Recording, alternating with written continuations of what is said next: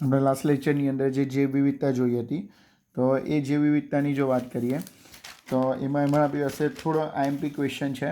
તો આપણે ફરીથી જો એનું થોડું રિવિઝન કરીએ જો જૈવ વિવિધતાનું, તો આપણે જે લાસ્ટ ટાઈમ વાત કરી તે પ્રમાણે કે જીવશાસ્ત્રીઓએ, બરાબર છે, આપણી ટેક્સ્ટમાં લખ્યું છે કે જીવશાસ્ત્રીઓએ, બરાબર છે, ઉષ્ણકટિબંધ, બરાબર, અહીંયા આપણી પાસે ઘણા બધા એમસીક્યુ છે તો એને આપણે નોટ કરવાના રહેશે કે ઉષ્ણકટિબંધીય વિસ્તાર અને જે સમશીતોષ્ણ પ્રદેશ છે, ઉષ્ણકટિબંધીય વિસ્તાર અને જે સમશીતોષ્ણીય કટિબંધ છે, તો એ સમશીતોષ્ણ કટિબંધની અંદર, બરાબર છે, જીવશાસ્ત્રીઓએ કીટકોના જે સમૂહો છે, તો કીટકોના સમૂહની જાતિ સમૃદ્ધિઓ, કીટકોના સમૂહની જાતીય સમૃદ્ધિનો અને તેનો આપણે કીધું છે કે આંકડાકીય તુલના કરીને, બરાબર છે, આંકડાકીય તુલના કરી, બરાબર, અને એ પ્રમાણે એટલે કે આંકડાકીય તુલના કરીને આ જે પ્રદેશો છે તો એ પ્રદેશોની અંદર, બરાબર, તુલના કરી અને એ પ્રદેશોની અંદર વનસ્પતિ અને જે પ્રાણીઓ જે છે, વનસ્પતિ અને પ્રાણીના જે જૂથ છે, તો એ વનસ્પતિ અને પ્રાણીના જૂથને આવરી એ લોકોએ એક અંદાજો લગાવ્યો. જીવશાસ્ત્રીએ શું કર્યો? કોનો અંદાજો લગાવ્યો? ત્યાં જોવા મળતી જાતિઓનો અંદાજો લગાવ્યો અને જોયું કે ત્યાં 20થી 50 મિલિયન જેટલી વનસ્પતિ અને પ્રાણીની ટોટલ 20થી 50 મિલિયન એટલે કે તમે કહી શકાય કે 2થી 5 કરોડ સુધી, 2થી 5 કરોડ સુધી જાતિનો શું લગાવ્યો? અંદાજો લગાવ્યો, બરાબર છે. ત્યાર પછી આપણે કાલે ઓલરેડી જોયેલું જ છે પણ અહીંયાથી ક્વેશ્ચન પૂછાશે જ, બરાબર છે, અહીંયા તો તેને અકોર્ડિંગ તો આપણે ફરીથી જોઈએ છે થોડો પાર્ટ. જે રોબર્ટ મે છે, તો રોબર્ટ મેએ સચોટ અંદાજા પ્રમાણે, બરાબર છે, રોબર્ટ મેના સચોટ અંદાજા પ્રમાણે જો વાત કરીએ તો, બરાબર છે, રોબર્ટ મેના સચોટ અંદાજા પ્રમાણે વાત કરીએ તો વૈશ્વિક જાતિ વિવિધતાની વાત કરીએ તો વૈશ્વિક જે જાતિ વિવિધતા જે છે એ 7 મિલિયન, બરાબર છે, એટલે કે રોબર્ટ મે પ્રમાણે એ કેટલી છે? 70 લાખ જેટલી છે. રોબર્ટ પ્રમાણે કેટલી છે? રોબર્ટ મે પ્રમાણે 70 લાખ જેટલી છે, બરાબર છે. હવે જો આપણે વાત કરીએ તો જે વિવિધતા, બરાબર છે, વિશે આપણી પાસે કેટલાક એવા એસ્પેક્ટ છે કે અંદાજિત જાતિ કેટલી છે, એ અંદાજિત જાતિમાંથી કેટલા કોણ છે, બરાબર છે. તો જો આપણે જે વિવિધતા વિશે, બરાબર, એના કેટલાક ઉદ્દેશ એટલે કે આપણે કહી શકાય તો ચાલે કે એના કેટલાક એસ્પેક્ટ વિશે જો વિચારીએ તો, બરાબર, તો એના કેટલાક આસ્પેક્ટ વિશે વિચારીએ તો, બરાબર, આ હવે આપણે યાદ રાખવાનું છે. મોસ્ટ ટાઈમ બી આ છે, બરાબર. જો બધી જે અંદાજિત જાતિઓ છે, તો બધી જે અંદાજિત જાતિઓ છે એ જાતિઓમાં 70%થી વધારે, એમ કહેતા ચાલે, 70% કરતાં વધારે શું છે? પ્રાણીઓ છે, બરાબર. એટલે આપણે એવું કહીએ કે જેટલી જાતિ વિવિધતા છે, જેટલી પણ જાતિ વિવિધતા છે એમાં 70%થી વધારે શું છે? પ્રાણીઓ છે. તો તે જ રીતે આપણે એવું કહીએ ચાલે કે તે જ રીતે બધી જે અંદાજિત જાતિઓ છે, બધી જે અંદાજિત જાતિઓ છે, કે જસ્ટ એક્ઝામ્પલ આપણે કહીએ ને કે વનસ્પતિઓની વાત કરીએ તો લીલ છે, ફૂગ છે, દ્વિઅંગી, અનાવૃત બીજધારી, આવૃત બીજધારી, બરાબર છે, આવૃત બીજધારી, આ બધી જો ભેગી કરીએ તો પણ આપણે એવું કહી શકાય કે તે 22% કરતાં પણ વધારે નથી, તો પણ એ 22% કરતાં પણ વધારે નથી. તો આ આપણે યાદ રાખવાનું રહેશે કે જે વિવિધતા છે ટોટલ તેમાં બધી અંદાજિત જાતિઓમાં 70%થી વધારે તો શું છે? પ્રાણીઓ છે. અને બધી અંદાજિત વનસ્પતિની જાતિઓ લીલ, ફૂગ, દ્વિઅંગી, અનાવૃત, આવૃત આ બધી ભેગી કરીએ તો પણ એ 22%થી વધારે નથી, બરાબર. તો આપણે આ એમસીક્યુ આપણે યાદ રાખવાના રહેશે. હવે આપણે એક સ્ટેપ આગળ જઈએ તો કે પ્રાણીઓમાં બી વાત કરીએ તો આપણે એવું કીધું કે કુલ જે વિવિધતા છે તેમાં 70% વધારે તો કોણ છે? પ્રાણીઓ છે. 70% વધારે તો કોણ છે? પ્રાણીઓ છે. જો આપણે આગળ જઈએ તો આ જે પ્રાણીઓ જે છે તો પ્રાણીઓમાં પણ યાદ રાખજો કે પ્રાણીઓમાં પણ જે કીટકો છે, પ્રાણીઓમાં પણ યાદ રાખજો, આપણે કોની વાત કરીશું? કીટકો. તો પ્રાણીઓમાં પણ જે કીટકો છે એ કીટકો એ આપણે એવું કહીએ ચાલે કે સૌથી વધારે જાતિ સમૃદ્ધિ બતાવશે. પ્રાણીઓમાં કીટકો એ શું બતાવશે? સૌથી વધારે જાતિ સમૃદ્ધિ ધરાવશે. બરાબર છે? કીટકો એ સૌથી વધારે શું ધરાવશે?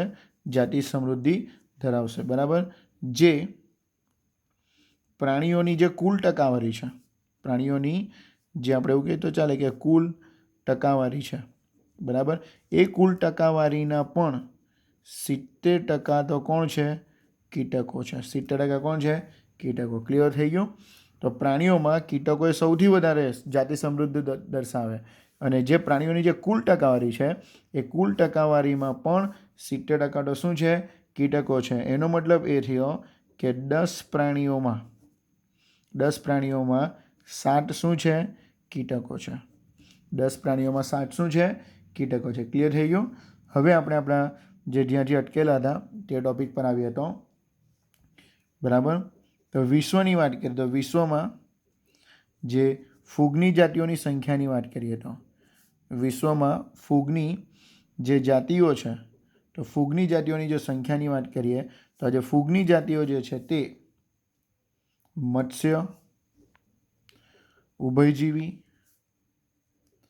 સરીસૃપ અને જે સસ્તનો છે, મત્સ્યની જાતિ, ઉભયજીવીની જાતિ, સરીસૃપની જાતિ અને સસ્તનોની જે જાતિ છે એ બધાને જો આપણે એકત્રિત કરીને જો એની કુલ સંખ્યા કરતાં પણ ફૂગની જાતિ કેવી છે?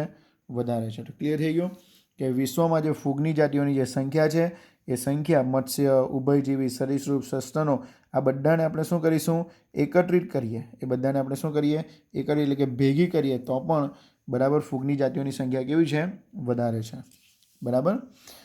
ઓકે. હવે જો આપણે આગળ જઈએ તો જે આદિકોષ કેન્દ્રિત સજીવો છે, જે કેવા સજીવો છે?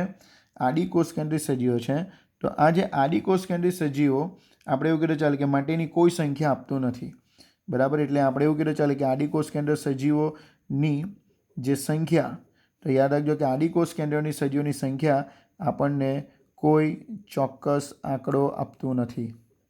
તો આ આપણે યાદ રાખવાનું છે કે આપણે હજુ સુધી જે વાત કરી છે, કોની વાત કરી છે? સુકોષ કેન્દ્રિત કોષો અથવા તો સુકોષ કેન્દ્રિત સજીવોની. આદિકોષ કેન્દ્રિત સજીવોની આપણી પાસે કોઈ ચોક્કસ આંકડો અથવા તો માહિતી નથી. બરાબર છે? જે જીવશાસ્ત્રીઓ જે છે, જીવશાસ્ત્રીઓને એ ચોક્કસ ખાતરી નથી. જીવશાસ્ત્રીઓ પાસે આની ચોક્કસ ખાતરી નથી. કઈ નથી? કે આદિકોષ કેન્દ્રિત જાતિઓની સંખ્યા કેટલી છે. બરાબર. જીવશાસ્ત્રીઓ પાસે કોઈ ચોક્કસ ખાતરી નથી કે આદિ જે કોષ કેન્દ્રી જાતિઓની જે સંખ્યા છે, બરાબર, એ સંખ્યા કેટલી છે એની કોઈ માહિતી નથી. બરાબર. અને આપણે જે હમણાં નવી જાતિઓ શોધવાનું, એનું નામકરણ કરવાની, બરાબર, આપણી પાસે જે પરંપરાગત વર્ગીકરણની રીત છે, પરંપરાગત જે વર્ગીકરણની જે રીત છે, તો એ પરંપરાગત જે વર્ગીકરણની જે રીત છે તે સૂક્ષ્મજીવોને ઓળખવા માટે યોગ્ય નથી. બરાબર છે? તો પરંપરાગત જે વર્ગીકરણની જે રીત છે એ સૂક્ષ્મજીવોને આપણે એવું કહીએ ચાલે કે ઓળખવા માટે આપણે એવું કહીએ ચાલે કે યોગ્ય નથી. બરાબર. એટલે આપણી પાસે જે ઇન્ફોર્મેશન છે એ બધી કેવી છે? સુકોષ કેન્દ્રની છે. બરાબર. આદિકોષ કેન્દ્રિત સજીવોની કોઈ માહિતી કે કોઈ ચોક્કસ આંકડો નથી. ઇવન કોઈ જીવશાસ્ત્રીઓ એની પાસે ચોક્કસ ખાતરી પણ નથી કે આદિકોષ કેન્દ્રની સંખ્યા કેટલી છે. ઇવન આપણી જે પરંપરાગત જે આપણી પ્રાણીઓને ઓળખવાની અને તેનું નામકરણ કરવાની જે રીત છે, તો તે આદિકોષ કેન્દ્રી માટે એમ કીધું ચાલે કે યોગ્ય ઓળખવા માટે યોગ્ય નથી. બરાબર છે? જો આપણે સૂક્ષ્મજીવોની, બરાબર, ઘણી જાતિઓ જે આદિકોષ કેન્દ્રી છે, બરાબર છે, તો આદિકોષ કેન્દ્રની જે ઘણી જાતિઓ છે કે જેને આપણે લેબમાં સંવર્ધન શક્ય નથી. આ બધી ઘણી બધી જે જાતિઓ જે છે સૂક્ષ્મજીવોની, તો ઘણી જાતિઓ, આ બધી જાતિઓ લેબમાં એનું સંવર્ધન કરવું આપણા માટે શક્ય નથી. બરાબર છે? હવે જે આ સૂક્ષ્મજીવોના વર્ણન માટે, આ સૂક્ષ્મજીવોના આપણે કીધું ચાલે કે વર્ણન માટે જીવ રાસાયણિક અથવા તો આણ્વિક સૂક્ષ્મજીવોના વર્ણન માટે આપણે એવું કીધું ચાલે કે જીવ રાસાયણિક અથવા તો આપણે કહીએ તો ચાલે શું કહેવાશે આણ્વિક આપણી પાસે માપદંડો આપવામાં આવે તો વિવિધતા લાખોમાં પહોંચી શકે. બરાબર છે.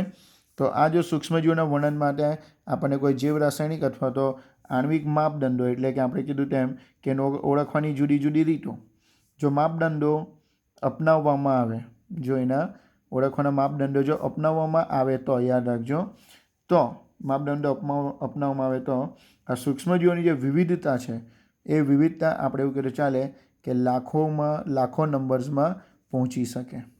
બરાબર છે. તો આ જે બધા સૂક્ષ્મજીવો જે છે એને આપણે લેબની અંદર સંવર્ધન કરવું આપણા માટે શક્ય નથી. બરાબર છે. તો લેબની અંદર એનું સંવર્ધન કરવું આપણા માટે શક્ય નથી. પરંતુ જો આ સૂક્ષ્મજીવોનું આપણે વાત કરીએ, જો વર્ણન કરવાનું હોય, બરાબર, વર્ણન માટે જો આપણે જૈવ રાસાયણિક અથવા તો આણ્વિક રીતે આપણે તેનું વર્ણન કરવાનું હોય, ઓળખવાનું હોય તો તેની વિવિધતા લાખો સંખ્યામાં એટલે કે લાખોની અંદર પહોંચી શકે. બરાબર છે. હવે જો આપણે એક સ્ટેપ આગળ જઈએ તો ભારતે વિશ્વના કુલ જમીન વિસ્તારના, બરાબર, હવે જો આપણે ભારતની અંદર આવેલી જાતિ વિવિધતાની વાત કરીએ તો યાદ રાખજો કે ભારત જે છે એ વિશ્વના જે કુલ જમીન વિસ્તાર છે, બરાબર, પૃથ્વીનો જેટલો પણ જમીન વિસ્તાર છે તેમાં ભારતની પાસે માત્ર ને માત્ર કેટલો છે 2.4% જેટલો છે. સમજ પડી ગયું. તો વિશ્વની અંદર જેટલો પણ જમીન વિસ્તાર છે તેમાં ભારત પાસે માત્ર ને માત્ર 2.4 જેટલો વિસ્તાર છે, ઓનલી 2.4 જેટલો. પરંતુ આટલો ઓછો વિસ્તાર હોવા છતાં પણ જે વૈશ્વિક જાતિ વિવિધતા છે, બરાબર, આટલો ઓછો જમીન વિસ્તાર હોવા છતાં બી જે વૈશ્વિક જાતિ વિવિધતા છે તે કેટલી છે 8.1% જેટલી છે. કેટલી છે 8.1% છે. તો તમે વિચાર કરો કે જમીન વિસ્તાર માત્ર કેટલો છે 2.4, પણ એને અકોર્ડિંગ ટુ જાતિ વિવિધતા કેટલી છે 8.1 જેટલી છે. આના પરિણામે જે આપણે કહીએ ને કે વિશ્વની અંદર 12 જે મોટી જે વિવિધતા ધરાવતા દેશો છે, 12 મોટી જે વિવિધતા ધરાવતા જે દેશો છે, તો તે દેશો પૈકી, બરાબર, તેની અંદર કોઈ એક દેશની અંદર એટલે કે 12 પૈકી એક દેશ તરીકે ભારતનો સમાવેશ થાય છે. સમજ પડી ગયો. તો આના પરથી ક્લિયર થઈ ગયું હશે કે આપણે કુલ જમીન વિસ્તારનો ફક્ત 2.4% જેટલો જ વિસ્તાર ધરાવતા હોવા છતાં પણ 8.1% જેટલું જાતિ વિવિધતા ધરાવતા હોવાથી વિશ્વની 12 મોટી જે વિવિધતા ધરાવતા દેશો છે તે પૈકીનો ભારત શું છે એક છે. ભારતમાં લગભગ 45,000 જેટલી, યાદ રાખજો કે ભારતમાં લગભગ 45,000 જેટલી વનસ્પતિની જાતો છે, બરાબર. અને ભારતની અંદર જે 45,000 જે વનસ્પતિની જાતો છે તો યાદ રાખજો કે